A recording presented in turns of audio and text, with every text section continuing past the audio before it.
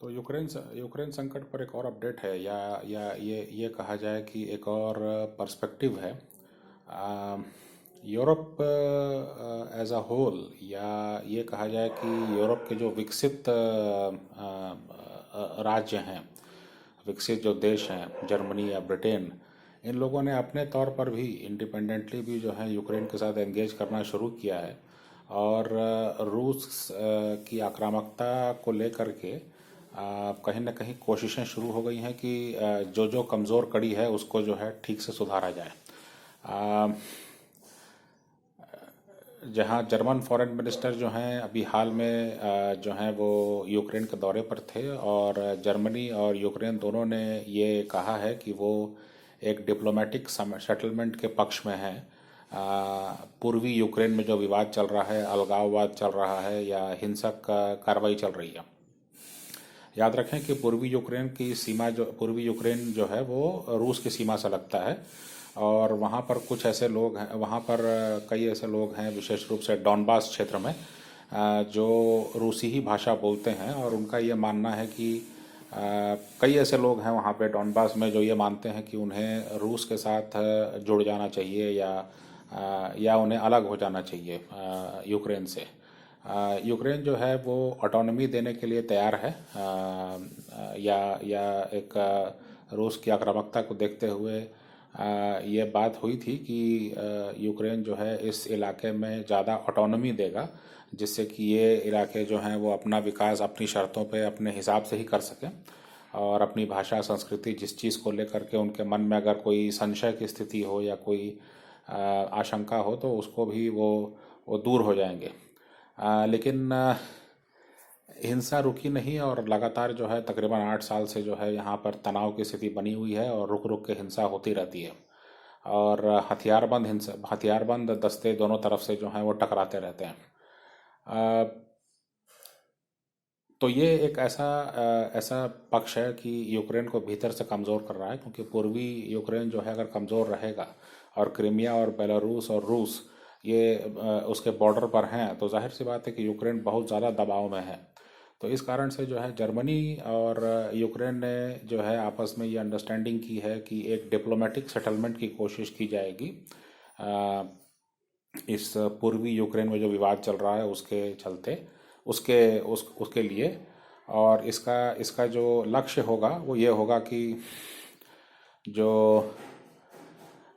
किसी तरह की वहाँ पे किसी तरह से वहाँ शांति स्थापित हो, और वो हिस्सा भी जो है वो यूक्रेन की राजधानी कीव के अंतर्गत उसके अधीन जो है अपने आप को ज़्यादा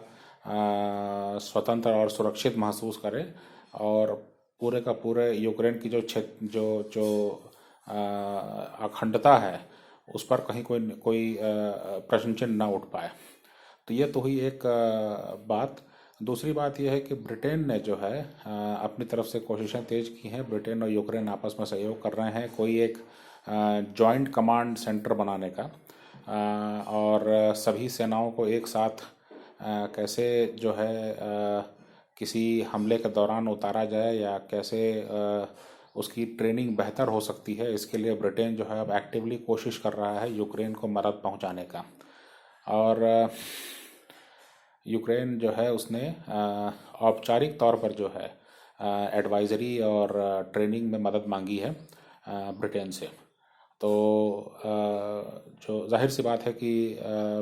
ब्रिटेन का भी लंबा अनुभव रहा है युद्ध क्षेत्र में, और इसलिए जो है यूक्रेन अगर आज इस स्थिति में है कि वो अपने आप को बहुत दबाव में महसूस कर रहा है,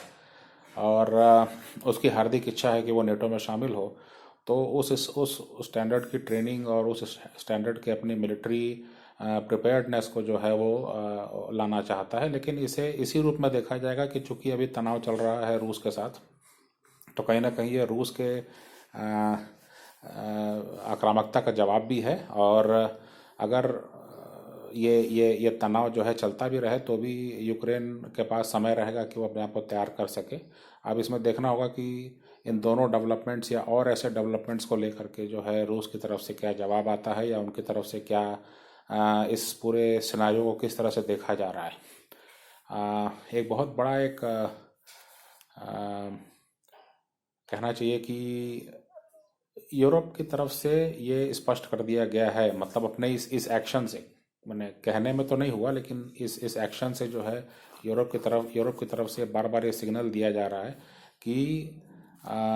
यूक्रेन को जो है अकेला नहीं छोड़ा जाएगा, और उनके साथ विभिन्न स्तरों पर एंगेजमेंट और उनकी मिलिट्री प्रिपेयर्डनेस को इस लेवल पे लाने की कोशिश की जाएगी कि वो रूस के किसी हमले को या किसी आक्रामकता को जो है न सिर्फ झेल पाए बल्कि उसका जवाब भी दे पाए। तो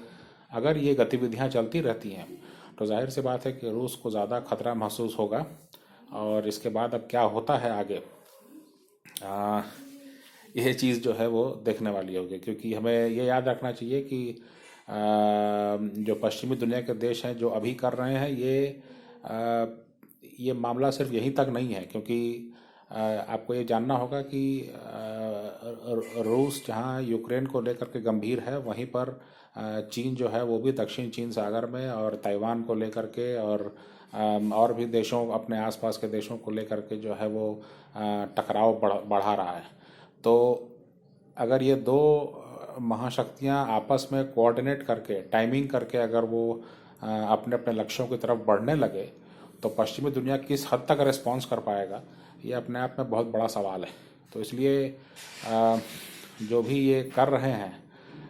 वो कितना उचित है और कितना रणनीतिक रूप से जो है सही है, इसको जो है समय ज़रूर इसका जो है जवाब देगा।